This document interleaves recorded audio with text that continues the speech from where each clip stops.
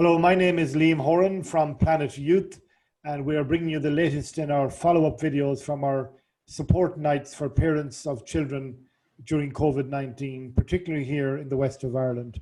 And 2 nights ago, we had one of our schools back events with Dr Malie Coyne, clinical psychologist, who joins me here online as well today. And in that, Malie, we looked at how parents are getting on and how children are getting on. They're a few weeks back in school. It's a bit uncertain, it's a bit unsure, but it's still going in most cases anyway. What did you feel from the meeting are the major challenges that parents and children have been facing in the last few weeks when trying to get back into the swing of things in school? Hi Liam, lovely to be here. There was mixed challenges really. I think after having their children home for 6 months, this idea of, and being told, stay at home, keep safe, and this idea of letting their children out into the big bad world as such and going to school was a difficulty for some parents in terms of, will their child be exposed to COVID-19? How will my child adapt to these new rules in the school, to wearing a mask, or else to their teachers wearing masks, or to go into new entrances? There's lots of different, to not seeing friends as much because they're in pods. Some parents talked about siblings not being able to see each other in the playground anymore, and maybe their kids missing out on certain friends that they might not otherwise see, and missing out on activities that maybe they're not doing anymore because they're cancelled or they're not on at the moment. Other parents talked about a reliance on technology, just the fact that their kids had, they had used technology more during the lockdown, which is understandable. And now they were trying to find new ways of curtailing that or controlling that, finding balance with regard to technology and how to kind of wean it back now that kids are back in school. And that can be a difficulty for a lot of parents. There's still this missing of grandparents, and I totally understand that and relate to that, because many grandparents are still cocooning. There's still a lot of uncertainty about what's going on out there, and the rates obviously of COVID are increasing again. So just that idea of missing grandparents now that the weather is going to get cold again. There's less scope maybe for seeing grandparents outside. A bit of a fear about schools closing again, and then maybe some kids having had to get COVID tests, and maybe there being a bit of a shame around getting a COVID test, like kids making fun of other kids getting COVID tests.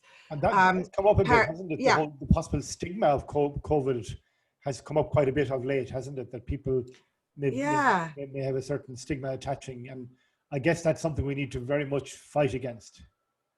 Yeah, exactly. I mean, I think it's this thing of, you've heard about COVID if you're a child for months in the news about it being this deadly, awful thing, that came from a bat, you know what I mean? And like, kids are very magical thinkers. So they're going to be imagining this horrible thing. So I think it's really important to normalize that for kids and say, COVID is a virus like the flu virus, and it doesn't mean that you're bad in any way. There's lots of kids getting tested for having little sniffles and colds, which are also viruses, and that there's nothing, maybe to kind of talk to your kids about that it's not a bad thing. But it's just, I suppose kids can have a tendency to label others. Adults do as well at times. So I think it's important to maybe challenge that and look at that with your child.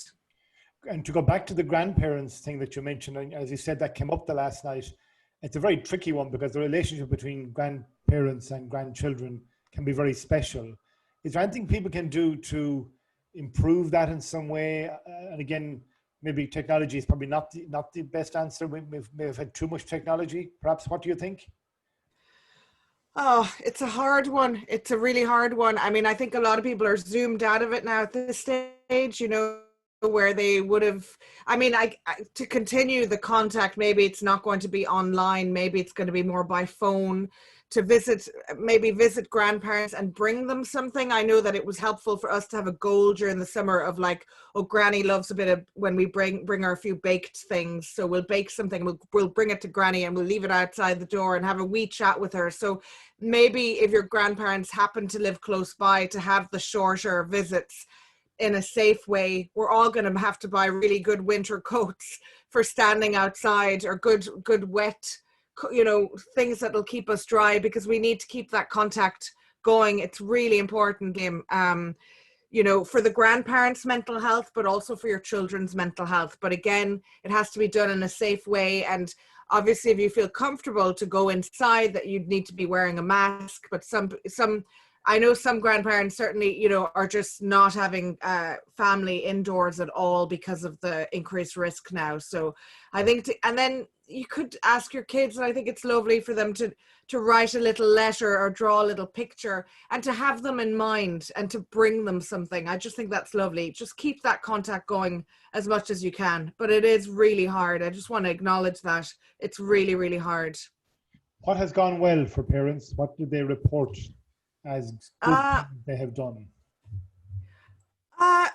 I think in terms of that risk of sending children to school, parents were seeing it as being more like a calculated risk, so they're kind of looking at the advantages versus disadvantages of sending kids to school.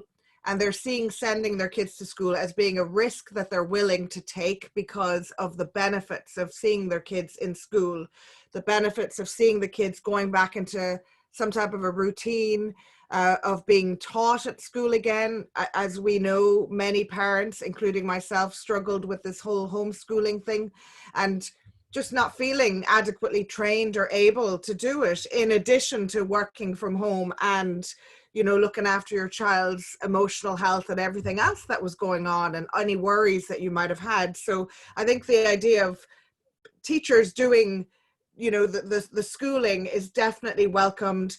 Less homework is really welcomed as well. A lot of kids are not able to do as much homework at the moment because they're not able to bring stuff in and out of the school, and parents had really welcomed that as well.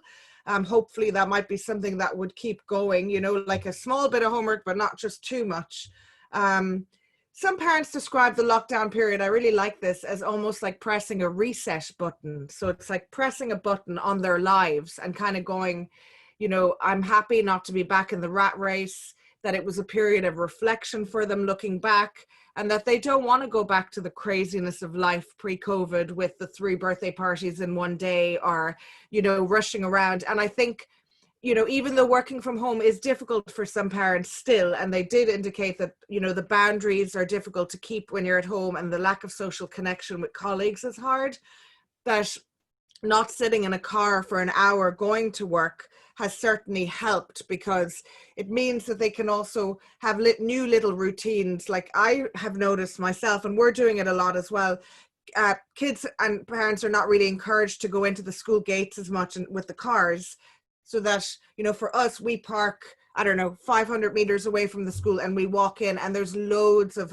parents and kids doing that. And I know that's going to be hard when the weather disimproves, but a lot of parents mentioned being outdoors more in nature, appreciating that walking, cycling to school, kids being a bit more independent, because I suppose now we can't walk our little junior infants into the classroom, or we can't walk our kids. So my kids have even said, Mommy, will you leave us at the second lollipop lady and we'll just go in ourselves, because they have no road to cross.